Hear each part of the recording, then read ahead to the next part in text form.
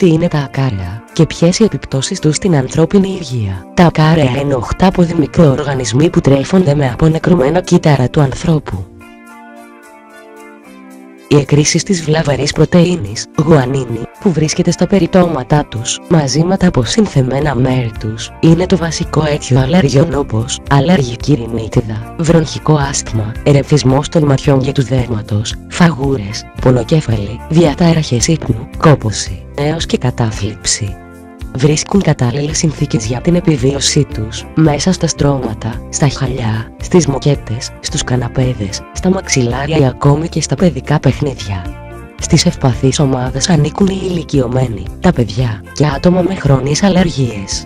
Η BioCleanse Tsuronakis, έχοντας άρτια καταρτισμένο προσωπικό, αλλά και εξοπλισμό μηχανημάτων με τεχνολογία αιχμής, χωρίς τη χρήση επιβλαβών για την ανθρώπινη υγεία χημικών, σας παρέχει υπεύθυνα βαθύ καθαρισμό, αντιαλλεργική προστασία από παρασίτωση ακάρεων και επιβλαβών μικροοργανισμών, αφαίρεση οργανικών λέκεδων και οσμών, απολύμανση.